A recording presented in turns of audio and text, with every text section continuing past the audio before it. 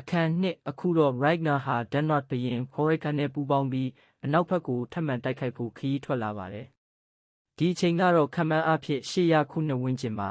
။ဒီတစ်ခေါက်သူတို့ဆင်းသက်တဲ့နေရာက Northumbria မဟုတ်တော့ဘဲ Wessex နိုင်ငံဖြစ်ပါတယ်။သူတို့ဟာ Winchester ဘုန်းကြီးကျောင်းကိုဝင်ရောက်လုယက်ခဲ့ပြီးအဲ့ဒီကိစ္စက Wessex ကဘုရင် Egbert ရဲ့အာရုံကိုချက်ချင်းဆွဲဆောင်လိုက်ပါတယ်။ Egbert က Ragnar နဲ့တွေ့ဆုံပြီးစကားပြောတဲ့အချိန်မှာRagnar ရဲ့ရည်ရွယ်ချက်ကစစ်ပွဲမဟုတ်ပဲသူ့လူမျိုးတွေအတွက်လေယာအခြေစိုက်နေရာတစ်ခုတိစောက်ချင်တာကိုသိလိုက်ရပါတယ်။ဒါပေမဲ့အရာအလုံးအဆင်ပြေနေချိန်မှာRagnar ရဲ့အိမ်မြို့ Kattegat ကို Jorborg ဝင်တိုက်နေကြောင်းသတင်းရောက်လာပါတယ်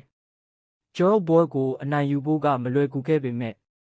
Ragnar ဟာသူ့မိန်းမဟောင်း Ledrotha နဲ့အရွယ်ရောက်လာပြီဖြစ်တဲ့သား Bjorn တို့ရဲ့အကူအညီနဲ့နောက်ဆုံးမှာအနိုင်ရခဲ့ပါတယ်။ဒါပေမဲ့အောင်ပွဲရဲ့ပျော်ရွှင်မှုကကြာမခံခဲ့ပါဘူး။ King Horik က Ragnar စီကိုလာပြီး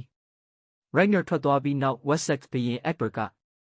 Norse လူမျိုးတွေရဲ့အခြေစိုက်စခန်းကိုတိုက်ခိုက်ဖျက်ဆီးလိုက်ကြောင်းပြောပြခဲ့ပါတယ်။အဲဒါကြောင့် Ragnar နဲ့ Horik တို့ဟာ Ledrotha ရဲ့အကူအညီနဲ့ Wessex ကိုပြန်သွားခဲ့ကြပါတယ်။ဒါပေမဲ့ Horik က Ragnar ရဲ့ဦးဆောင်နိုင်စွမ်းကိုစိုးရိမ်လာပြီး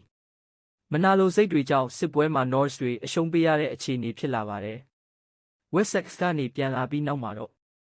Horik ဟာ Ragnar ကိုတတ်ဖို့ကြိုးစားခဲ့ပါတယ်။ဒါပေမဲ့ Ragnar ရဲ့တစ္ဆာရှိသူ Fulka ကကြိုတင်သတိပေးလိုက်တဲ့အတွက်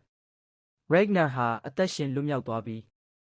နောက်ဆုံးမှာတော့ Horik ကိုရက်စက်စွာတပ်ပစ်လိုက်ပါတယ်။အဲ့ဒီနောက် Ragnar ဟာသူကိုယ်တိုင်ဘုရင်သစ်အဖြစ်ထီးနှံတက်လိုက်ပါတော့တယ်